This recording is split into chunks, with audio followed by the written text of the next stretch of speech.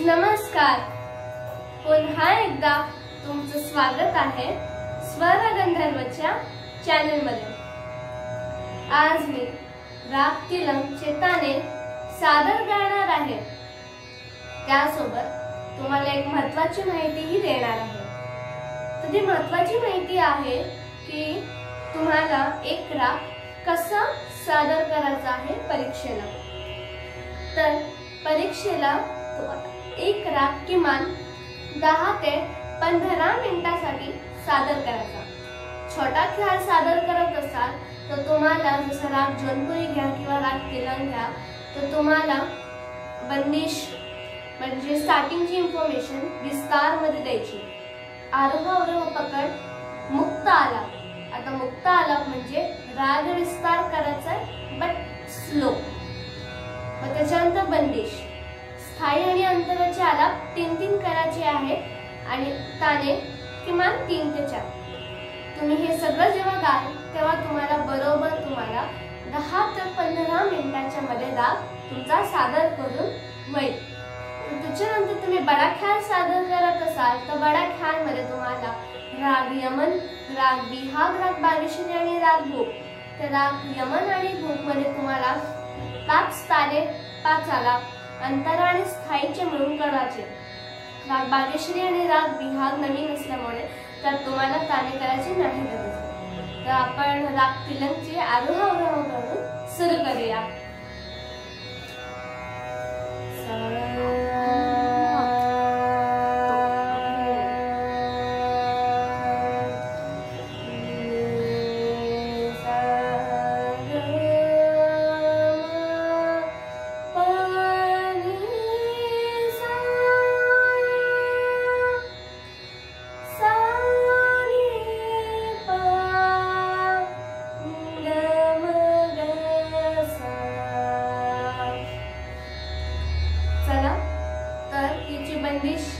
एक ओळ म्हणून आपण ताने कसे गायचे हे बघू। ताने तुम्हाला फास्ट गावे लागतात। जेव्हा तुम्ही एक गुण गाल तेव्हा तुम्ही थोडा तुमचा ताल कमी ठेवून गावा, म्हणजे तुम्हाला दुगुण तिगुण चौगुण करण्यामध्ये काय प्रॉब्लेम तर नाही येईल। तर याची पहिली लाईन बंदिशी होती,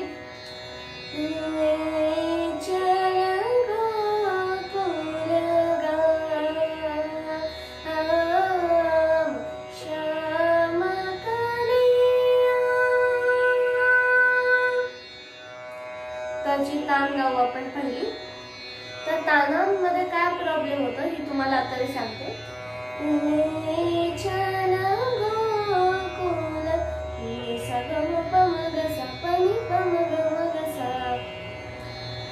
तर या पनी गाताना तुमचा कोमल स्वर लागत आहे।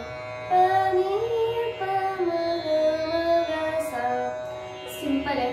तुम्हाला फक्त तिलंग साठी लक्षात ठेवायचं आहे, जेव्हा तुम्ही हा फ्रेज गाल तेव्हा तुम्हाला प सोबत कोमल नी गायचं।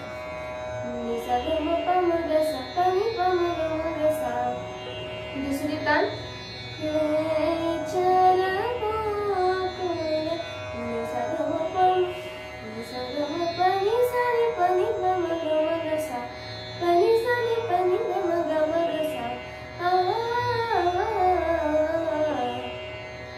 तीसरी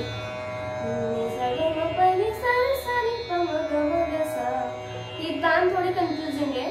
तुम्हाला मी विदाउट तानपुरा गाऊन दाखवते, म्हणजे थोडं तुम्हाला स्वर कळतील। तर ही तान कशी होती,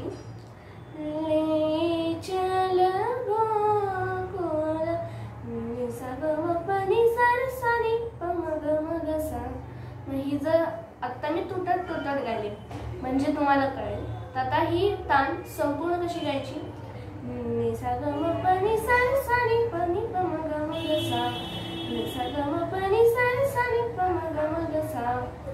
अशी तुम्हाला गायची आहे।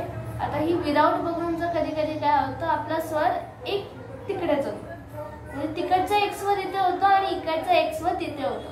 तर त्यामुळे तुम्हाला याची प्रॅक्टिस करायची आहे। विदाउट बघून स्वर बरोबर लावा। तानपुरासहही प्रॅक्टिस करा आणि बिना तानपुरासहही तुम्ही प्रॅक्टिस करा। तर चौथी तान आहे, ले चला गो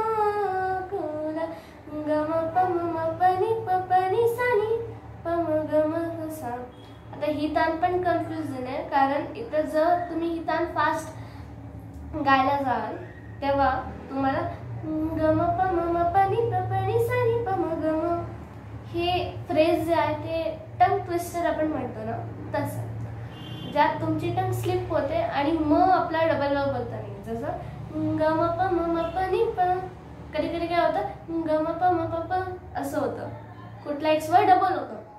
त्यामुळे तुम्हाला म्हणून बोलले की विदाऊट तानपुरा हे प्रॅक्टिस करा, तुम्हाला सोपं पडेल. आणि तुम्हाला जर कुठलीही तान जमत नसेल तर आधी तुम्ही स्लो जावा.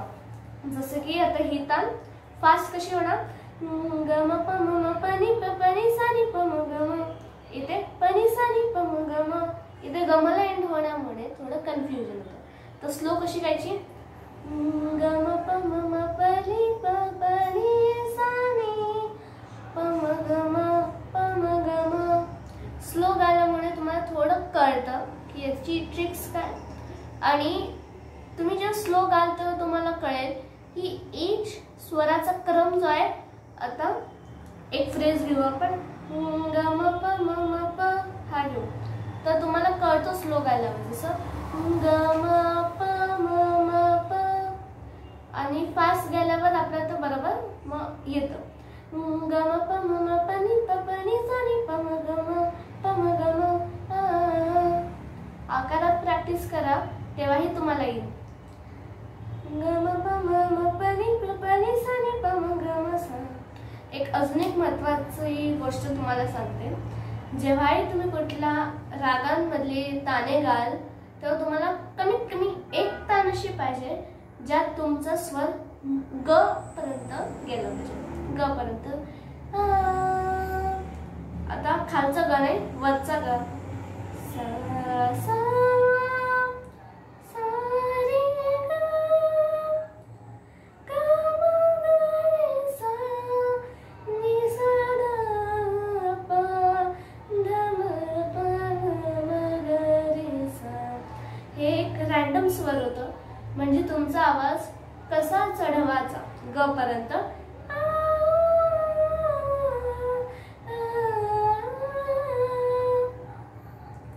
तर आपण पाचवी तान घेऊ, ले चल गोकुल गाम, ग म ग सा प प म ग सा सा नि नि प म ग म ग ग सा ग म प नि सा ग म प नि सा. ही मोठी 8 मात्राची ताने म्हणून आपण इथे ले चल गोकुल गाम ही पूर्ण लाईन गायली आपण.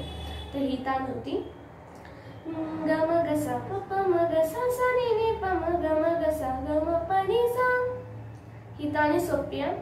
आणि एक तान अशी जिथे ग पर्यंत नि सा ग म प म ग म प नि सा नि प नि सा रे ग. किंवा आता या रागामध्ये ग नाहीये तर इथे सा रे नि सा ग म प म ग म प नि सा नि प नि सा रे ग.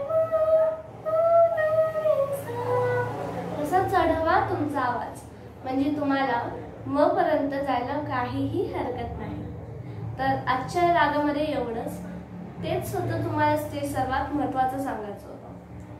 तर पुढच्या रागामध्ये तुम्हाला राग हमीचे ताने सांगेल, कारण भरपूर जणांना असे कन्फ्युजन आहे की राग हमीदमध्ये तान घेताना तीव्र मचा प्रयोग कसा होतो आणि तो स्वर वर खाली चढण्यासाठी आपण काय प्रयोग करू शकतो.